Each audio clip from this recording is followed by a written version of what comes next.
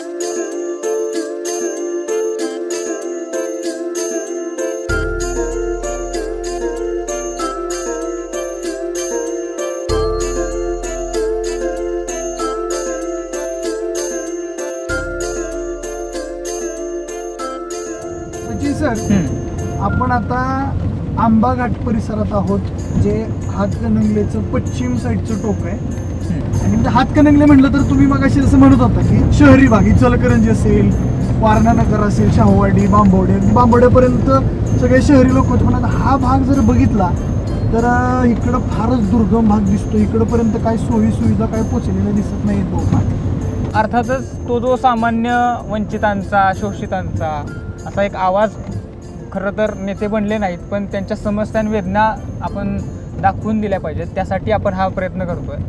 आणि ते खूप आता हे धनगरवाड्यापाशी आपण आलोय, आंबा घाट आहे हा.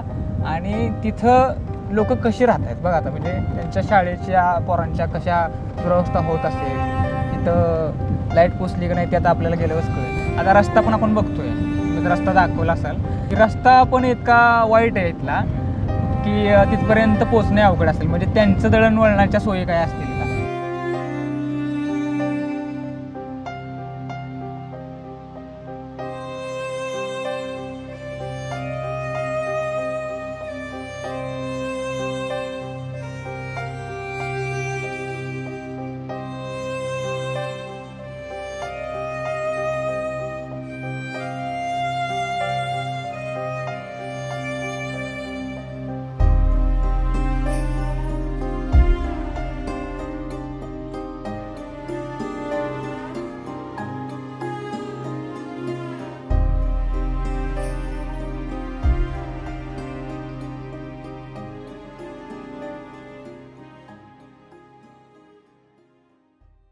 धनगरवाड्यामध्ये आलोय खरं तर. आणि आता हे पाठीमागे आपण बघू शकतो पांडुरंग आहेत आणि ते म्हशी चारतात. म्हशीने पण पोच दिली आहे आम्ही आल्यानंतर.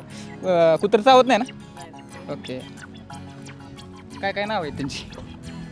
त्यांची सोनी, बुधवार, टिक्की अशी आहेत. ओके.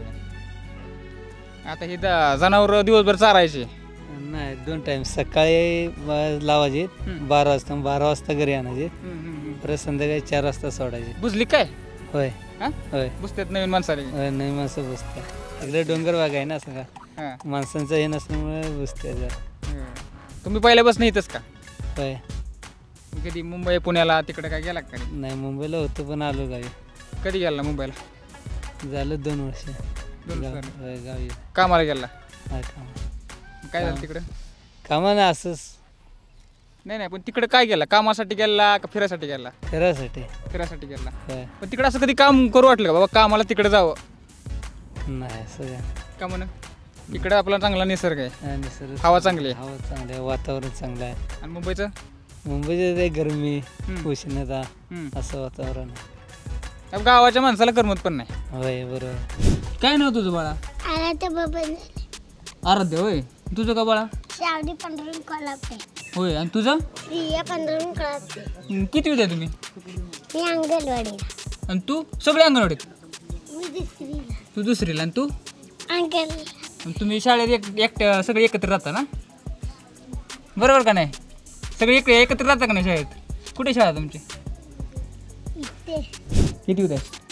8वी मध्ये. 8वीत आहेस. नाव काय तुझं? भरत वाघू कोकरे. ओके. तर 8वी ते 5वीपर्यंत शाळा आहे ना? होय. मग त्या शाळेला कुठे जातो तू? आंब्याला. होय. किती लांब आहे इथलं? नाही म्हणजे खाली चालत जायला लागतं, मग तिथून ओढा पण. आणि किती लांब असेल बाबा शाळा तुझी? 5 किलोमीटर. 8. 5 ते 8 किलोमीटर आहे. आणि इथनं चालत किती जायला लागतं? खाली ना 3 किंवा 4 किलोमीटर चालत. होय. आणि रात्रीचं किती वाजता तू येतो घरी? तो 6ला येतो घरी. 6ला येतो हां. चालत? हां. तुझ्यावर कोण कोण असतं? शाळेची मुलं असतात, 4घच आहे मी. 4घच आहे. तुला येताना भीती वाटत नाही? वाटते ना. वाटते ना. घरची काय म्हणतात? काय ना, किंवा 7च्या आत घरी येत आहे ना? ओके. आणि जाताना पण सकाळी किती वाजता जातो? सकाळी म्हणजे सकाळची शाळा असल्यावर 6ला बाहेर पडतो. शाळेत 7:30पर्यंत पोहोचतो. सकाळी शाळा असते त्यामुळं आहे ना. आणि अशी वर्षभर तर काय 11ला शाळा असते. होय. बरोबर. तेव्हा 9ला जातो.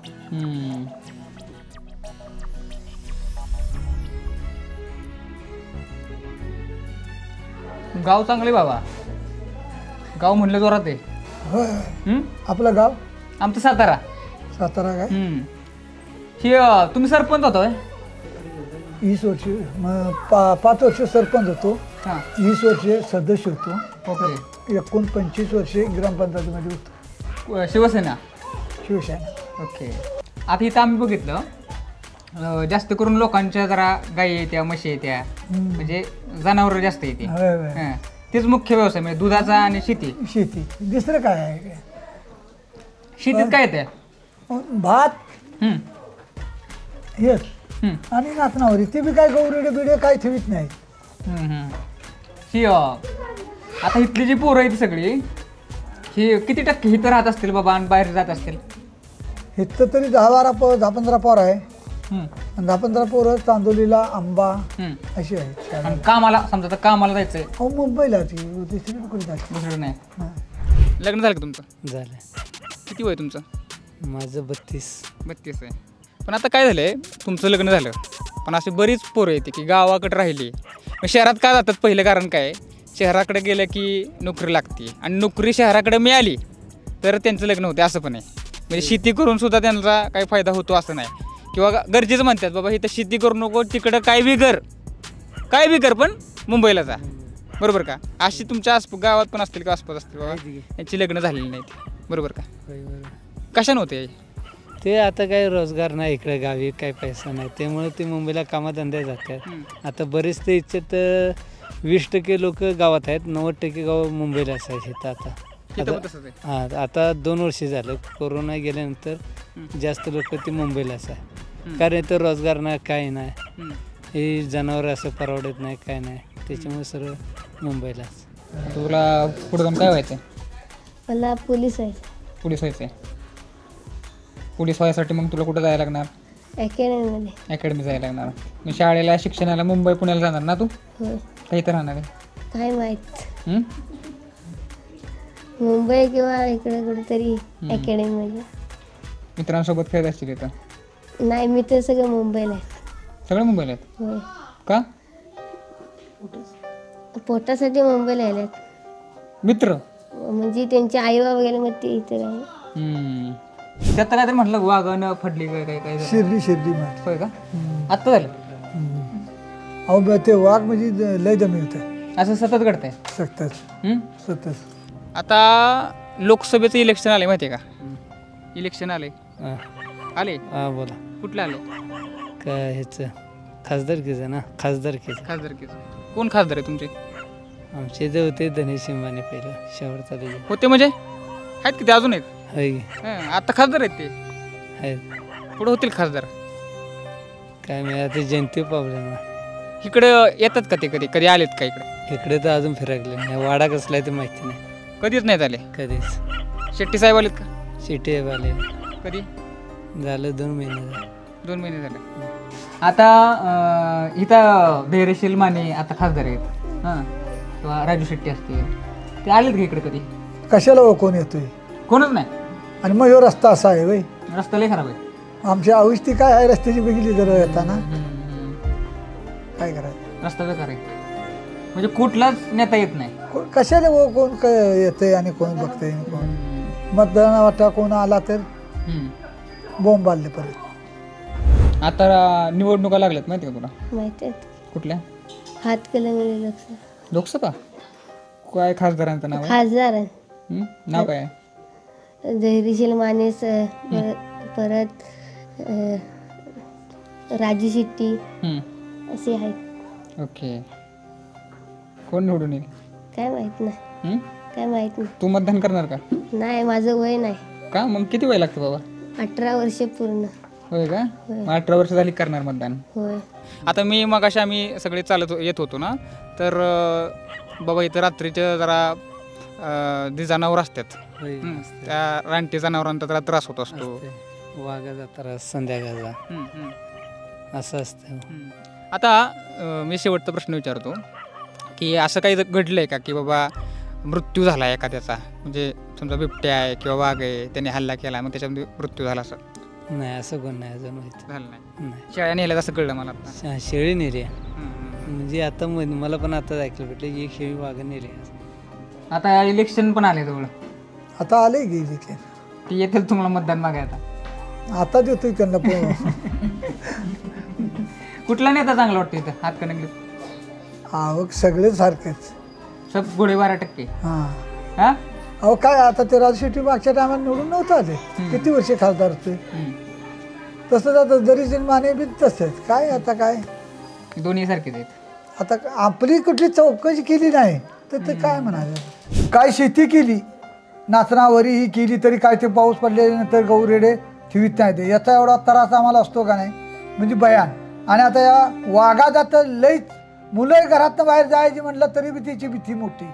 आता रोगच्याला 2 शेरड्या मारल्या, इकडं कोण बघत पण नाही. दुर्भग वाघामध्ये डोंगरात असताना इकडं कुणाचंही लक्ष नाही बघा. ही वाडी हाय का नाही आहे याचा काहीच संबंध नाही. खासदारांना काय सांगशील बाबा की बा हे काय नीट करा आमच्या गावचं, तिथं बोलून सांग. मी सांगेन त्यांना की आमच्या गावचा रस्ता करायला आणि बरेच अशा सुविधा करायला सांगेन. म्हणजे असे गावागावात टाकी पाहिजे, पाण्याचं नळ पाहिजे, घराघरात गाडीची सोय पाहिजे, म्हणजे आम्ही वेळेत शाळेत पोचू शकतो. परत लवकर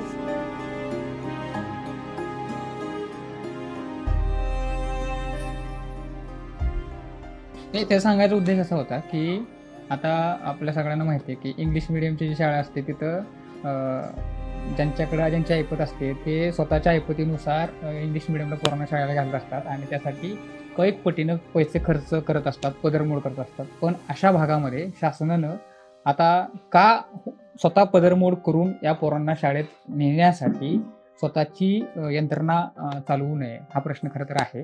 त्यांना इथून जर सोय झाली त्यांची, म्हणजे मुळात इथं शिक्षण इथंच भेटलं पाहिजे ही पहिली गोष्ट आहे. पण दुसरी गोष्ट अशी आहे की त्यांच्या शिक्षणासाठी त्यांना इथून ने-आण करण्याची व्यवस्था जर केली, ते खासदारांनी करू, आमदारांनी करू किंवा इथल्या राज्य सरकार किंवा केंद्र सरकारने करू, कुणीही करा, पण या पोरांच्या शिक्षणाची व्यवस्था करा. इथं कुठला नेता पोचलाय का बाबा? कुठलाच नेता पोचत नाही, कोण येत पण नाही कधी. एकदी कोणतरी येणार तेवढा मतदाराच्या टायमाला आणि निघून जाणार तिकडे. इकडे मिळीत का जनता हा ही कोण बघत पण नाही. कशावर आम्ही जगणार काय आणि काय इथं लोक डोंगरात राहून खाणार काय? काय ऊस आहे का काय आहे का काय आहे? पियाला पाण्याचा मोठा पर्सन. इथून पाठीमागं लोकांनी किंवा राजकारणी लोकांनी बरोबर आचारसंहिता लागावी, त्याच टायमात विकास करतो सांगावा, आजपर्यंत पाठ वळवावी. कुठलाही विकास काम झालेला नाही आहे इथं. दुसरी गोष्ट म्हणजे आज पावसाळी इथं दळणवळणाचं साधन काय नसतं. त्याच्यातून एखादा माणूस आजारी पडला तर त्या व्यक्तीला डाल्याशिवाय आम्हाला पर्याय नसतो. दुसरी गोष्ट म्हणजे आता आपल्याला लहान मुलांना शाळा शिकवायची म्हटलं तर आमच्या पुढे एक मोठं आव्हान निर्माण झालं की चालत जाणारी मुलं 4थीच्या पुढचा वर्ग आम्हाला आंबा किंवा वारुळात जावं लागते आणि त्या मुलांना ह्या वाघाच्या किंवा गौरेड्यांच्या भीतीतून जर आम्हाला पाठवायचं म्हटलं तर आज आमच्या मुलांना शिक्षण घ्यायचं कसं किंवा बाहेरसुद्धा नोकरदार कोण नसल्यामुळे त्यांच्याकडे पण आपण त्यांना शिफ्ट करू शकत नाही. मग त्या मुलांचं आणि आमच्या दळणवळणाच्या साधनाचं आम्हाला आता दळणासाठी गिरण नाहीत तरीसुद्धा चांदोली गाव आम्हाला जवळ पडते. मग दळण किंवा बाजार मार्केट जायचं म्हटलं तर मलकापूर इथून चालत जाणाऱ्या लोकांचं ह्या वाघामुळे किंवा जंगली जनावरांच्यामुळे फार मोठं भीतीचं वातावरण निर्माण झालं आहे. ह्याच्यावरती लोक कोण हे करत नाही. रस्ता नसल्यामुळे वाहनवाला पण कोण वरती याला मागत नाही. उन्हाळी म्हणाय गेलं तर धुळा म्हणणार, पावसाळी म्हणाय गेलं तर चिखल म्हणणार. म्हणजे आम्ही आत्तापर्यंत ही 100 वर्षे अशीच चालत काढली. राजकीय नेते येतात की बरोबर आचारसंहितेच्या टायमात येणार, आश्वासन देणार, रस्ता करूया, अमुक करूया, तमुक करूया. अशा वेळेस मग तुमची भूमिका काय असते? आमची भूमिका काय, शेवटी आता वाडी कमजोर असल्यामुळं एखादा जवळपासचा नेता येतो, गावचा एखादा कार्यकर्ता येतो, होय म्हणणं रिकाम होणे. परत पाठीमागं बघायला गेलं आमचा रस्ता आहे तसाच आहे. मगाशी आता काका सांगत होते की इथून 50-1 मीटरवरती एक वाघानं शेळी मारलेली आहे आणि वन विभागाचे अधिकारी नुकताच पंचनामा करून गेलेत. म्हणजे आत्ताला जस्ट आता आम्ही इथं असतानाच शेळीला मारलेलं आहे वाघानं आणि तिथं त्यांनी कॅमेरा बसवलेत की बाबा वाघ पुन्हा तिथं येतोय का हे बघण्यासाठी. तर इथून 50 मीटर अंतर हे किती कमी अंतर आहे आपण बघू शकतो. आणि इथं मानवी वस्ती आहे आणि इथं लहान लहान मुलं, लहान लहान लेकरं इथं खेळत असतात. तर त्यांनी आत्ता मगाशी एक वाक्य वापरलं की इथं शेळीला त्यानं मृत्युमुखी पाडलं. इथं लहान लहान पोरं खेळतात. तर त्यांचं तिथं खेळणं किती धोकादायक आहे हे तुम्ही खरं तर अनुभवू शकता. आता आपण एका आजींना भेटणार आहे. इंटरेस्टिंग आहेत आजी. त्यांच्याशी चर्चा आणि गप्पा मारणार आहे. या